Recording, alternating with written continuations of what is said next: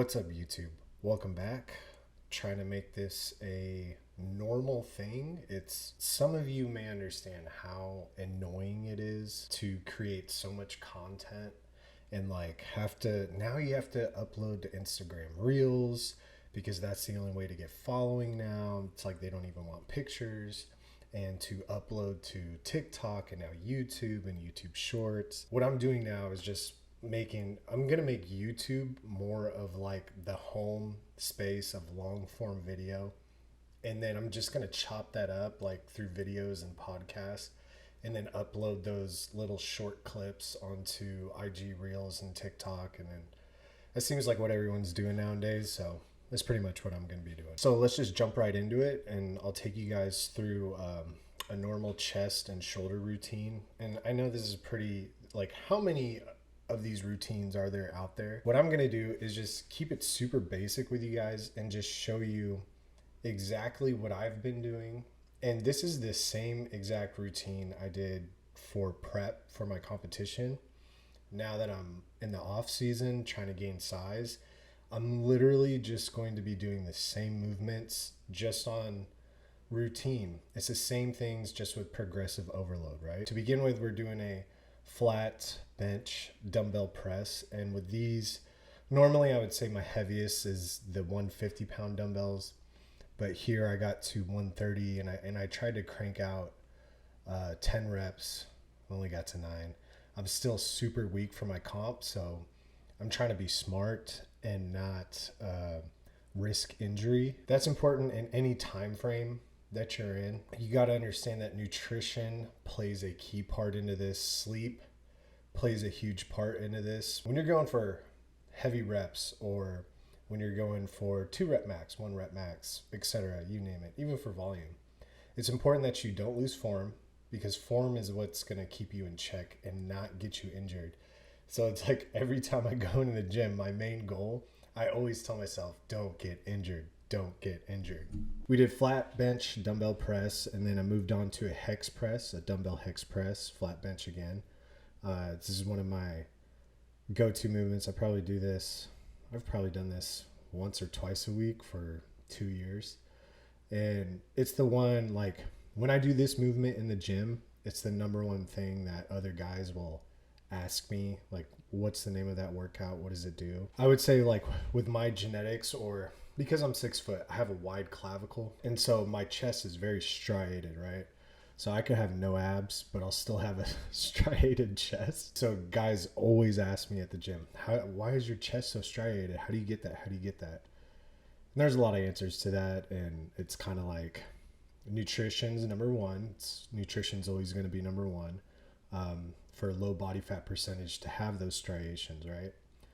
And then just getting the muscle tissue over time. Guys want it right now, but it probably took me 5 years to get a really good striated chest. Third movement we're doing is just a chest press machine, not incline, just the normal chest press machine. And I only have 2 plates on each side, but as you can see, I'm going extremely slow, controlling my reps, and I'm not letting it go all the way down to like a dead stop. I'm controlling it, stopping, and then pushing forward. Just slow, controlled reps. If you're thinking about your tempo, you're in the right mindset, right? You shouldn't be rushing through the workout.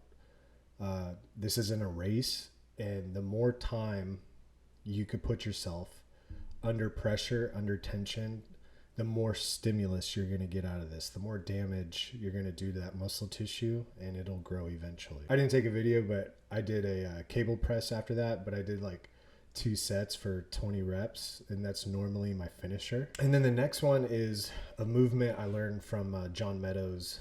It's called 3-way. I think he calls it 6-way, but I call them 3-ways. I don't know the difference between those, but the movement really has no name, but I've done this movement so many times for shoulders. Every time I train shoulders, I'll do this to begin with and to finish with. And I only use the 10-pound dumbbells here. That's all you really need. You do not need to go super heavy. And I could barely do 8 reps with 10-pound dumbbells. It's just This workout's insane. You know, God bless John Meadows for uploading this to his YouTube and showing the world it. We're taking a quick break from our sponsor at Granite Supplements. This is Vasoblast. What is Vasoblast? Well, Vasoblast is going to give you, it's just going to blast your veins. It's going to rip your veins apart. It's going to give you the biggest pump when you're in the gym. I mean, it's 5 calories. You don't have to worry about carbohydrate loading. This is the best product if you're trying to diet down and get a crazy pump. Save yourself some money. Use my code SAM10. Break it down. Help the channel grow. Help me grow. Maybe I could get a little bit bigger if you just use my code. You know what? Maybe I could gain like 10 pounds if you use code SAM10. How about you help me out? I'm helping you out. Let's help each other out. Come on, let's just help each other out. Come on. Vasoblast. Get it. Get pumped. Get jacked. Get out the gym. Keep your pump while you're doing cardio. Keep it together, folks. Use code SAM10. But food's good. Sleep is good. Those are going to be your 2 biggest attributes if you're doing an off season or if you're in prep. When you're on prep, sleep just sucks, man. Like, I would say 3 weeks out of my comp, dude, I was struggling just to get like 7 hours. And it's only been almost 2 full weeks after my comp, and I'm sleeping 9.5 hours per night. It's ridiculous. But I feel so much better. And I can make an argument that I actually look better now than I did at my show just because of sleep, you know, and eating a lot more food. So this is the same exact workout I do every week. I'll switch it up from the normal chest press machine to a side chest press. I'll do it on the same machine, but I love doing a side chest press. And a lot of guys will argue with that movement again, but I love that movement. I feel it a lot. I do it every week.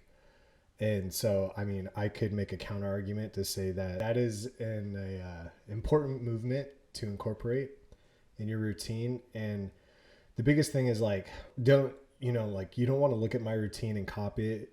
You can, but you may do different movements. Different movements may feel better for you, right? Like I'm 6 foot. I'm very big on structure and to where you need to apply the exercise and the movement to fit your physique, your structure, you know, like my lat pull downs, a lot of my back movements are very different from other people because of my arm length.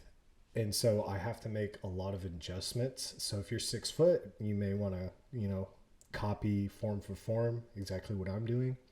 If you're not 6 foot, play around with it. The biggest part is that you have to make yourself like feel the pump, as generic as that sounds and as gym bro as that sounds, but you got to feel blood being pushed into the area. There's some movements that I do and that I have done, and it's just terrible. Like, you will never see me do any incline movement. I'll never do an incline barbell press, incline dumbbell press, not even an incline machine press, because it just tears my shoulder up. And that could be the way I'm doing it. It could be my elbow alignment, my shoulder alignment. But I mean, I've tried time and time again, and it just ruins my shoulder. And when I started bodybuilding, you know, I did so much incline movement, because incline, that's how you get your upper chest bigger. I was abusing it.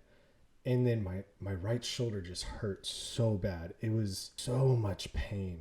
It's where I wouldn't even want to go into the gym. And then so I seen or heard somebody say something about shoulder pain with like squatting. I was just like, you know what? It made a connection in my head. And then I was like, you know what? Let me stop doing incline work. So I stopped doing incline work and my chest got bigger. I got the striations because I was training harder without pain. So that's something to take into account, right? Like if you're training and if it's painful, back off of it. You don't have to do it. You could change the workout. You can manipulate your reps. You can manipulate the form that you're doing to fit you and what you're doing. You don't have to copy these, you know, IG influencers and do all these fancy workouts. Just train what you feel comfortable with, apply it, and Continue it with progressive overload and you will see improvements over time. There's a time and place to like risk versus reward, and risk would be injury here. I've only been injured like a few times where it was my trap and it was doing incline work. So another reason why I stopped. When you're in the gym, especially if you're a competitor, if you're not a competitor and you're just trying to get healthy, do not push yourself to that limit to where you feel as though you may get injured. And also like a big aspect that I tell my clients is listen to your body. If you know like you've gotten a bad night's sleep the night before, take it easy on yourself. Don't go hardcore. If you got good sleep, good water, you got some food in you, you feel great, go for it. You'll probably do exceptionally well.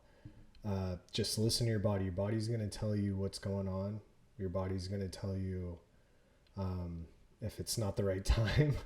Because I've had plenty of gym sessions where I go in and I feel like utter crap. And I just take it easy. And I just go for the pump. That's pretty much all you need is just active muscle stimulus. Just having a good workout. So until the next one, guys.